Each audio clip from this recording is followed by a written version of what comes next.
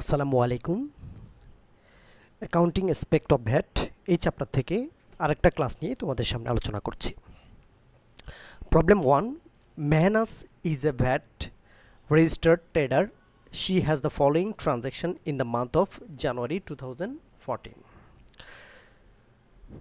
Open VAT current account for টাকা হচ্ছে 75,000। VAT current অ্যাকাউন্টে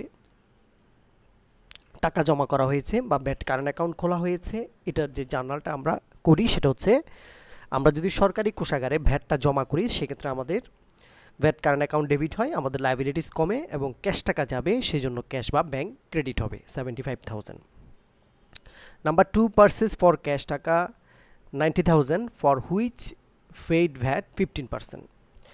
পণ্য ক্রয় করা হয়েছে 90,000 টাকা, যার ভ্যাট পেইড করা হয়েছিল 15%। এই পণ্য ক্রয়ের মধ্যে বলা নেই যে ভ্যাট অন্তর্ভুক্ত আছে, ভ্যাট সহ পণ্য ক্রয় এটা বলা নেই, তার মানে বুঝতে হবে এটা উইদাউট ভ্যাট।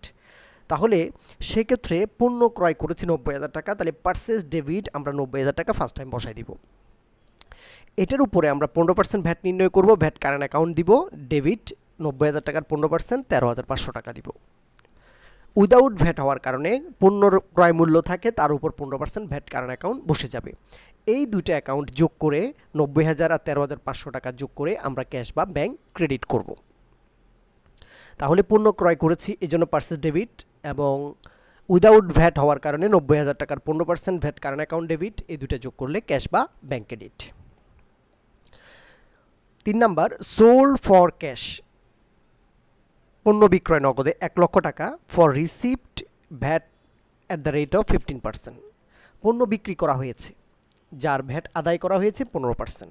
আমরা পণ্য বিক্রয় করেছি, কিন্তু প্রশ্নে বলা হয়নি যে ভ্যাট সহ পণ্য বিক্রয়, এটা বলা হয়নি, তার মানে এটা উইদাউট ভ্যাট।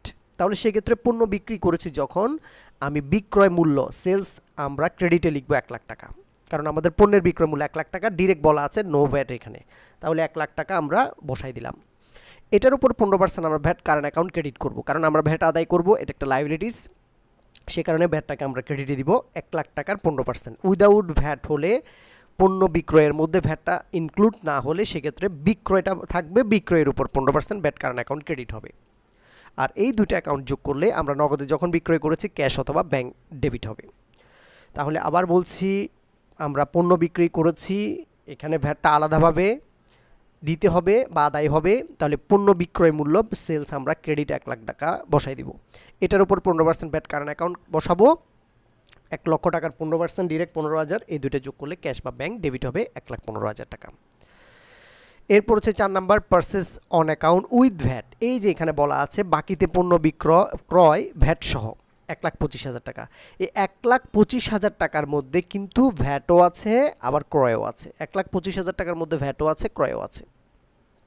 তাহলে 1,25,000 টাকার মধ্যে যদি ভ্যাটও থাকে ক্রয়ও থাকে, তার মানে বুঝতে হবে এটা ইনক্লুড ভ্যাট, পণ্যর ক্রয় মূল্যটা আলাদা করে নেই, দুইটা ভ্যাট এবং ক্রয় দুইটাই মিলে আমাদের 1,25,000 টাকা দেওয়া আছে। তাহলে বাকিতে পণ্য যখন আমরা ক্রয় করব পারচেস ডেবিট হবে, ভ্যাট কারেন্ট অ্যাকাউন্ট ডেবিট হবে, অ্যাকাউন্টস পেয়েবলটা ক্রেডিট হবে। যদি উইথ ভ্যাট হয় তাহলে বুঝতে হবে আমাদের অ্যাকাউন্টস পেয়েবলের টাকাটা দেওয়া আছে, মোট টাকাটা দেওয়া আছে, যেখানে ক্রয়ও আছে ভ্যাটও আছে, এই জন্য আমরা অ্যাকাউন্টস পেয়েবল 1,25,000 টাকা বসাই দিব। আর অন্তর্ভুক্ত ভ্যাট হলে আমরা ক্রয় বের করব, 1,25,000কে 115 দিয়ে ভাগ 100 দিয়ে গুণ, আর ভ্যাট বের করব 115 দিয়ে ভাগ 15 দ্বারা গুণ। এই যে 1,25,000কে 15 দিয়ে গুণ 115 দিয়ে ভাগ করা হয়েছে। কেন? এই কারণে, কারণ এটা উইথ ভ্যাট। উইথ ভ্যাট হলে, কারণ পণ্যের ক্রয় মূল্যের সাথে ভ্যাটটা যুক্ত আছে, এই জন্য 115 দিয়ে ভাগ হবে, ভ্যাট বের করার জন্য 15 দিয়ে গুণ হবে।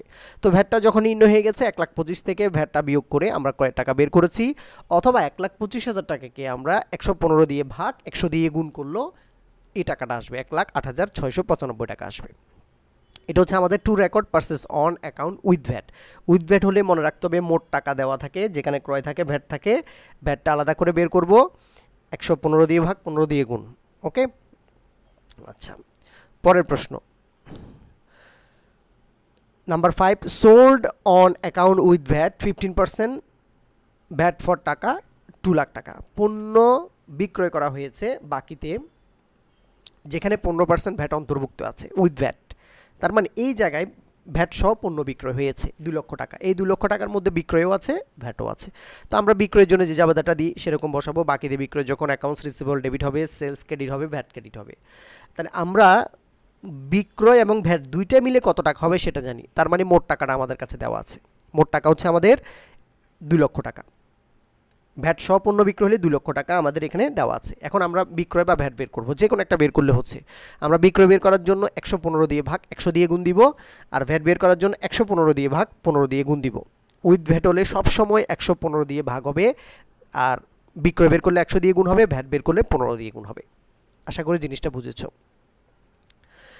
6 number, VAT deposit to gov treasury. সরকারি কোষাগারে ভ্যাট জমা করা হয়েছে। VAT current account debit, bank credit অথবা cash credit. VAT current account debit, এই যে 6 number, VAT current account debit এবং ব্যাংক বা ক্যাশ ক্রেডিট। এরপরে 7 নাম্বার প্রশ্ন, পারচেজ এ মেশিন ফর টাকা 3 lakh for which paid VAT 15%। Machine ক্রয় করা হয়েছে 3 লক্ষ টাকা, যার ভ্যাট পরিশোধিত হয়েছিল 15%। এখানে মেশিন ক্রয়ের সাথে ভ্যাটটা যুক্ত নেই। মেশিন ক্রয়ের সাথে ভ্যাটটা যুক্ত নেই। আমরা এই জাবেদা সম্পর্কে আগেও বলেছিলাম, পণ্য ক্রয় বিক্রয় ছাড়া অন্য কোনো কিছু ক্রয় করলে সেই ক্ষেত্রে আমরা ভ্যাট কারেন্ট অ্যাকাউন্ট নামে কোনো অ্যাকাউন্ট লিখতে পারবো না, কিন্তু ভ্যাটের টাকাটা টাকার অ্যাকাউন্টে থাকতে হবে, জাবেদার ভিতরে থাকতে হবে। তাহলে সেক্ষেত্রে মেশিন যখন ক্রয় করব, মেশিন ডেবিট হবে, আমরা মেশিনকে ডেবিট করব, মেশিন ডেবিট। এবং নগদে যখন কিনেছি ক্যাশ বা ব্যাংক ক্রেডিট হবে। এখন এই মেশিনের সাথে ভ্যাটটা যুক্ত নেই, কারণ পারচেস মেশিন উইথ ভ্যাট বলা হয়নি, ভ্যাটটা আলাদা করে দিয়েছিল 15%, তার মানে এটা উইদাউট ভ্যাট। ভ্যাটটা কত বের করে নিতে হবে, ভ্যাটটা বের করে 3 লক্ষ টাকার মধ্যে অ্যাড করে দিতে হবে। তাহলে 3 লক্ষ টাকার উপর 15% ভ্যাটটা আমরা অ্যাড করব, তাহলে 45,000 টাকা পাবো ভ্যাট। 3 লক্ষ টাকা তো আছেই, তার সাথে ভ্যাটটা যুক্ত করতে হবে, কারণ ভ্যাটের টাকা থাকতে হবে কিন্তু অ্যাকাউন্ট থাকবে না। ভ্যাটের টাকা থাকবে, অ্যাকাউন্ট থাকবে না। তাহলে 3 লক্ষ টাকার উপর 15% 45,000, তাহলে টোটাল মিলে হয়েছে 3,45,000 debit, cash or bank credit. আশা করি বুঝেছ। এরপরে আমাদের 8 নাম্বার প্রশ্ন, পারচেস সাপ্লাইস ফর টাকা হচ্ছে 20,000 for which paid VAT 15%। Same to same, supplies ক্রয় করেছে, ভ্যাটটা আলাদা করে দিয়েছে। ঠিক আছে, তাহলে সেক্ষেত্রে উইদাউট ভ্যাট আমরা ভ্যাটটা আগে বের করে এই পণ্য এই সাপ্লাইজের সাথে যুক্ত করব। 20,000 টাকার 15% আমরা যুক্ত করব, ঠিক আছে, কারণ এটা উইদাউট ভ্যাট। তাহলে সেক্ষেত্রে সাপ্লাইজ ডেবিট হবে, আমরা জাবেদা দিই supplies debit, cash credit or bank credit. এখন সাপ্লাইজ যখন আমরা কিনেছি এটা উইদাউট ভ্যাট, তাহলে এই ভ্যাটটা আমরা এখানে যুক্ত করব। তাহলে এই 20,000 টাকার 15% হচ্ছে 3,000 টাকা, তাহলে 20,000 যোগ 3,000 মিলে হচ্ছে 23,000 টাকা আমাদের ভ্যাট যুক্ত হবে। কারণ আমরা ভ্যাট কারেন্ট অ্যাকাউন্ট লিখতে পারবো না, কিন্তু টাকার অ্যাকাউন্টটা আমাকে টাকাটা দেখাইতে হবে। তাহলে এই টাকাটা এই সাপ্লাইজের ভিতরে ভ্যাটের টাকাটা যুক্ত করে দেখাইতে হবে। 20,000 আর 3,000 টাকা ভ্যাট যুক্ত করলে 23,000 টাকা, 23,000 টাকা supplies debit, cash or bank credit. তাহলে সেক্ষেত্রে পণ্য ক্রয় বিক্রয় ছাড়া অন্য কোনো সম্পদ ক্রয় করলে সেক্ষেত্রে ভ্যাটের টাকা থাকবে কিন্তু অ্যাকাউন্ট থাকবে না। ওকে, আচ্ছা, তাহলে আমাদের এই প্রশ্নের রিকোয়ারমেন্ট ছিল কি, give necessary journal entries in the book of Mehnaz. মেহনাসের বইতে আমাদের জাবেদা করার জন্য বলা হয়েছে। এই ছিল আজকের আমরা প্রবলেম 1। এই চ্যাপ্টার, এই অঙ্কটা খুবই গুরুত্বপূর্ণ, পরীক্ষা আসে, তোমরা ভালো করে দেখবা আশা করি। আল্লাহ হাফেজ, আসসালামু আলাইকুম।